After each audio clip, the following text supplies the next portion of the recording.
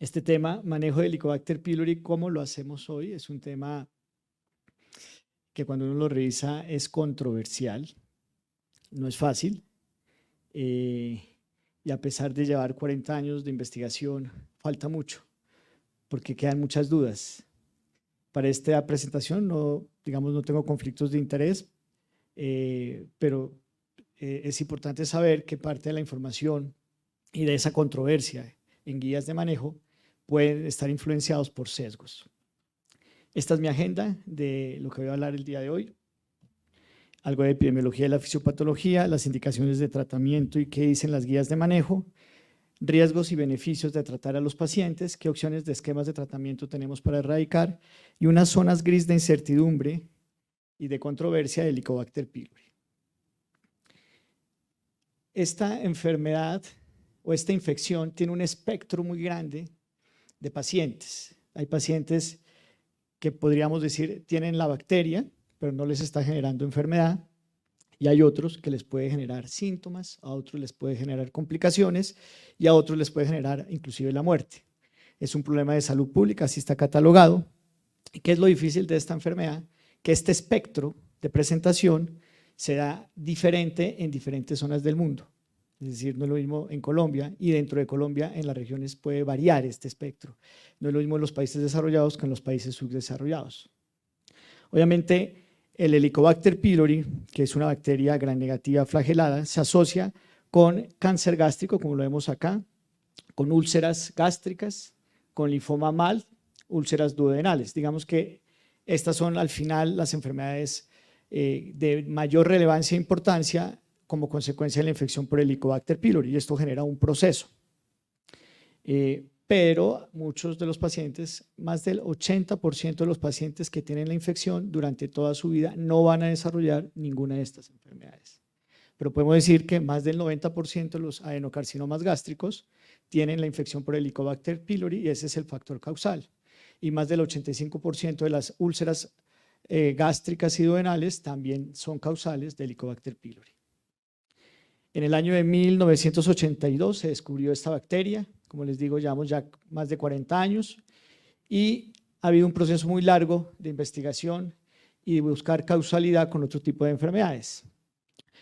Para esta revisión traje dos casos clínicos, que es el escenario que quiero presentarles y es el espectro que quiero mostrarles. El primer caso clínico es un paciente de 64 años, ingeniero agrícola, casado, nació en Tutasá, Boyacá, que es una de las zonas de mayor prevalencia de cáncer gástrico, y vive en Bogotá.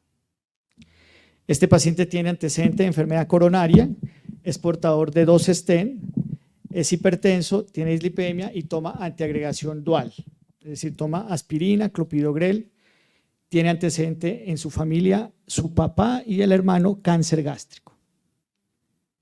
¿Cuál es la anamnesis? Tiene un año de evolución de dolor epigástrico tipo ardor postprandial que se presenta 3 días por semana, se asocia a eructos, a saciedad temprana. Examen físico es normal, pero ya trae una endoscopia y la endoscopia muestra unas áreas de erosiones lineales, petequiales en todo el estómago y tiene una visualización de vasos submucosos y tiene una cicatriz de una úlcera en el duodeno. Y la patología muestra una gastritis atrófica antral con metaplasia intestinal del 50% y Helicobacter pylori. Creo que para todos los que estamos aquí presentes, este es un paciente que tiene muchos factores de riesgo para cáncer gástrico, para enfermedad ulceropéctica, es sintomático, tiene una dispepsia y aparte de eso tiene una gastritis atrófica con metaplasia y Helicobacter pylori. ¿Qué hacer con este paciente? Yo creo que pues hay que tratarlo. En este caso no hay duda. Pero tenemos este otro caso. Esta es una paciente que llega al consultorio del gastroenterólogo, tiene 34 años, es arquitecta, soltera, vive en una zona de baja prevalencia de cáncer gástrico y en Santa Marta, vive en Barranquilla, nació en Santa Marta, no tiene, digamos, el único antecedente es endometriosis, toma anticonceptivos, es joven y 2 meses antes, durante 15 días tuvo un dolor abdominal por su endometriosis. Lo asoció a una crisis premenstrual. Pero dentro de los estudios un médico le pidió endoscopia. Y la paciente consulta ya sin síntomas digestivos con el resultado de la endoscopia. El examen físico es normal, la endoscopia muestra una mucosa nodular a nivel antral, que es un hallazgo que sugiere infección por Helicobacter pylori, tiene una gastritis crónica sin atrofia, sin metaplasia, tiene Helicobacter pylori, es joven, no tiene antecedentes familiares, no tiene factores de riesgo y vive en una zona de baja prevalencia de cáncer gástrico y tiene Helicobacter pylori. Este es el otro extremo, el otro espectro de la infección por Helicobacter. ¿Qué hacer con este paciente? Aquí es donde tenemos la controversia y este caso, este escenario es el que más frecuentemente se presenta en los pacientes. Entonces, ¿qué sabemos de la epidemiología de Helicobacter pylori? Miren que en la zona de color vino tinto es donde mayor prevalencia hay, hasta países con más del 70%. Aquí vemos en Brasil, Ecuador, Chile, esto en Sudamérica. África, casi todos los países que tienen estadísticas tienen una prevalencia de más del 70%. A partir del año 2000 al año 2021, Colombia tiene una prevalencia entre 40 y 60%. O sea, hay una variabilidad de prevalencia de la infección. Pero una cosa es prevalencia de tener la bacteria y otra cosa es la prevalencia de tener cáncer gástrico en los países. Entonces, a veces no concuerdan esas prevalencias. A veces los países con mayor prevalencia de infección, como África, tienen menos prevalencia de cáncer gástrico. Entonces, ahí también es donde vemos que hay una variabilidad en la presentación de las enfermedades y por eso se dice que no basta solo tener Helicobacter pylori para desarrollar estas enfermedades que mostré, sino que existen otros factores que se asocian o que deben estar presentes de susceptibilidad para que se desarrolle las enfermedades. Factores de virulencia, existe una diferente tipificaciones de bacterias de Helicobacter pylori. Factores ambientales, fumar, unas dietas altas en sal o en nitratos. Factores también genéticos del huésped, antecedentes familiares. Y algunos fenotipos también de inflamación dentro de la mucosa gástrica que pueden estar presentes para que hagan sinergia y con la presencia del Helicobacter desarrollen estas enfermedades. En la fisiopatología de esto sí hay mucho digamos, de investigación, ya esto se sabe que es una bacteria gram negativa, flagelada. Los mensajes que quiero transmitir con esto es que la bacteria es una bacteria que tiene una capacidad de adaptarse al medio ácido, requiere de medio ácido, tiene unos flagelos que le permiten moverse en diferentes partes del estómago, tiene unos sistemas de adherencia a la mucosa gástrica, produce unas endotoxinas como el CAP-A. Yo no sé si, perdón, esto no tiene señalador, ¿no? Ay, me adelanté. ¿Sí tiene? Con el de arriba. Ya. Ya, perfecto. Entonces, aquí vemos que produce CAC-A, que es una endotoxina que va a activar una respuesta inflamatoria en la lámina propia del estómago y por otro lado tiene una capacidad de vacuolización, es decir, se introduce dentro de las células gástricas la bacteria, destruye la bacteria y hay una respuesta inflamatoria tanto por células polimorfonucleares como por linfocitos T.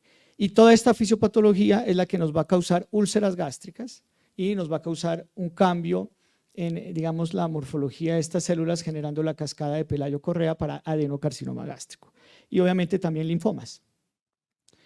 Dentro de la patogénesis del adenocarcinoma, y es importante mencionar que aparte de que el doctor Marshall descubrió el Helicobacter pylori, el doctor Pelayo-Correa, colombiano, patólogo quien descubrió la cascada para producir adenocarcinoma proveniente de Helicobacter pylori, donde vemos que la infección de Helicobacter pylori en todos los pacientes genera una inflamación crónica, pero en algunos puede llegar a gastritis atrófica, metaplasia intestinal, displasia y de displasia a carcinoma. Pero cada una de estas etapas requiere, como les digo, otros factores adicionales ambientales o de huésped para que se desarrolle la enfermedad. ¿Cómo se hace el diagnóstico de Helicobacter pylori? Existen dos pruebas para hacer diagnóstico, las pruebas invasivas, que es la endoscopia de vías digestivas, tomar biopsias, y dentro de la endoscopia podemos hacer también un test de ureasa, y los cultivos que se requieren tomarse con una endoscopia digestiva. Esas son las pruebas invasivas. Obviamente la endoscopia nos ayuda a evaluar la anatomía y la estructura de la mucosa gástrica. Y las pruebas no invasivas, tenemos el test de ureasa el test en aliento de urea, que es el carbono 13, también está el carbono 14, y tenemos los antígenos fecales, que nos muestran actividad aguda o infección aguda de Helicobacter. Y están las pruebas serológicas como anticuerpos, que solamente nos muestran exposición previa y no nos hablan de, digamos, una infección aguda. Para hacer diagnóstico, en realidad, y para nuestro país, se requiere la endoscopia de vías digestivas. Probablemente hacer diagnóstico con pruebas no invasivas nos queda, digamos, en pacientes que tendrían síntomas, queda como, nos faltaría saber si tiene alguna consecuencia o complicación a nivel gástrico. Entonces, dejamos las pruebas no invasivas para el seguimiento. Ya les vamos a hablar de eso más adelante. Aquí vemos los rendimientos diagnósticos tanto de los métodos invasivos como no invasivos. Importante que la especificidad de los invasivos casi en todos son 100%, es decir, si hay Helicobacter pylori, tanto en el cultivo, en el test de ureasa como en la biopsia, es porque el paciente tiene Helicobacter pylori. Y la sensibilidad sí puede estar alterado por otros factores. Lo mismo pasa con los test no invasivos. La Organización Mundial de Gastroenterología, inclusive en su apartado de Helicobacter pylori, menciona que en países subdesarrollados con bajos recursos, donde ni siquiera las pruebas invasivas están disponibles para la población, se pueden hacer diagnósticos con alternativos con terapias empíricas por síntomas. Es decir, el primer paciente que les mostré, que toma AINES, que tiene antecedentes familiares, que tiene síntomas, inclusive sin la endoscopia, está planteado en estos países subdesarrollados iniciar tratamiento empírico en esos casos. Indicaciones para diagnosticar Helicobacter pylori. Entonces aquí viene la pregunta, ¿a quiénes le buscamos el Helicobacter pylori? ¿Sí? ¿A qué pacientes? Y para esto existen diferentes guías. Aquí traje 3 guías, que son las más populares en el mundo: el consenso de Houston, el consenso global de Kioto y el Maastricht de Helicobacter pylori. Todas estas guías están a favor de que debería buscarse Helicobacter pylori o en pacientes en que se encuentra Helicobacter, así sea de forma incidental, como en el segundo caso que les mostré, debería tratarse a todos. Obviamente estas guías no se pudiesen extrapolar a todo el mundo porque están basadas con estudios de investigación que no representan, por ejemplo, en este caso, poblaciones latinoamericanas. Entonces existen también consensos de nosotros, está la guía colombiana. La guía colombiana del Helicobacter pylori no dice exactamente a quién buscar, menciona los factores grandes que dijimos de complicaciones de pacientes, como son úlceras, linfoma, antecedente familiar, pacientes con dispepsia y cáncer gástrico, pero no menciona como tal, como una directriz, tratar a todo paciente que se le documente Helicobacter pylori. Tenemos el consenso, este es el consenso español, una conferencia, el 5º consenso español, en donde ellos inclusive dicen en su apartado que no hacen énfasis o recomendaciones de a quién tratar y a quién no tratar, porque los estudios de investigación todavía no han podido responder para esa población a quién se debe tratar, digamos en poblaciones a quién se le debe buscar Helicobacter pylori si se le encuentra a toda la población. Y está el consenso mexicano, que inclusive el consenso mexicano en dispepsia, que es una de las indicaciones, ellos dicen que pacientes con dispepsia sin factores de riesgo tampoco estaría indicado buscar Helicobacter pylori. O sea, el mensaje es que hay una heterogeneidad en recomendaciones en los consensos a nivel mundial en quiénes buscar la bacteria Helicobacter pylori y en quiénes tratar. ¿Qué dice las directrices mundiales de la Organización Mundial de Gastroenterología? Que yo les recomiendo que las lean. Aquí lo que dice esta guía es muy clara. Si usted va a buscar Helicobacter es porque lo debe tratar. O sea, piense muy bien a quién le va a hacer diagnóstico de Helicobacter y justifíquelo para tratarlo. Pero tampoco ven ellos como una muy buena práctica hacer búsquedas masivas en los pacientes. Y son enfáticos en mencionar que no se pueden extrapolar todos los consensos y todas las guías a todos los países. Este es el resumen de lo que sí están de acuerdo todas las guías para buscar Helicobacter, y ya ustedes los conocen: úlceras pépticas, linfoma, antecedente personal de cáncer gástrico, dispepsias, esto sí para Colombia, pacientes con dispepsia que no mejora con tratamiento, debe buscarse Helicobacter pylori, pacientes con anemia, pacientes con antecedente familiar de cáncer gástrico, pacientes con trombocitopenia inmune, paciente con uso prolongado de IVPs y pacientes que van a tomar o que tienen que tomar AINES crónicamente, digamos que son los pacientes en que deberíamos buscar diagnosticar y tratar. Los que no están en este grupo de pacientes, el médico individualmente debe tener la capacidad de justificar y de evaluar qué va a hacer con ese paciente posteriormente en su seguimiento. Opciones de tratamiento, para mencionar rápidamente, existen múltiples antibióticos y las opciones de tratamiento es una mezcla tanto de antibióticos, de inhibidor de bomba de protones que busca que el pH sea mayor a 6 para que la bacteria Helicobacter pylori no pueda sobrevivir. Las recomendaciones son terapias cuádruples, no se ve hoy en día, digamos, sí, para nuestro medio local no es recomendable dar terapias triples, y el tratamiento debe durar 14 días, aunque esto también es controversial, ¿de dónde salió? ¿Por qué 14 días? Los antibióticos de la derecha, amoxicilina, tetraciclina, rifabutina y furazolidona, no generan tanta resistencia y se pueden usar varias veces en diferentes esquemas. Los antibióticos metronidazol, claritro y levofloxacina sí generan resistencia, es variable la resistencia y como cosa curiosa, la resistencia también varía si son terapias triples o son terapias cuádruples. Por ejemplo, el metronidazol tiene resistencias mayores de 80%, pero cuando se dan en terapias cuádruples, su efectividad para erradicar el Helicobacter mejora. Entonces hay que tener en cuenta cómo es la epidemiología de nuestros, digamos, zonas locales para dar estos tratamientos. Aquí están los esquemas. El número no quiere decir indicación primera línea, segunda línea, porque vuelvo y repito, esto varía. Yo no puedo en pacientes de Cartagena tratar igual a los pacientes de Bogotá. Pero para que ustedes sepan, la terapia más usada es amoxicilina, claritromicina, sales de bismutos e IVP. Esta terapia, lo importante es si tenemos conocimiento de factores de resistencia de claritro mayores al 15% no debería usarse. Las terapias con levofloxacina deberían usarse de segunda línea, pero, vuelvo y repito, cada paciente debe individualizarse. Personalmente yo uso mucho la levofloxacina y en los pacientes que les hago seguimiento es poco los que tienen reinfección o que tienen persistencia de la infección. Entonces, ¿cuál es el mensaje? Conozcan estos esquemas, 14 días, IVPs a doble dosis, siempre sales de bismuto y la selección de qué antibiótico depende de muchos factores que también ahorita les voy a mostrar. Y ya en pacientes que tienen persistencia de la infección, tercera o cuarta línea, está el uso de la furazolidona o inclusive la rifabutina como tratamiento alternativo. ¿Qué aspectos se deben tener para seleccionar el tratamiento? El perfil de resistencia, como les acabo de mencionar.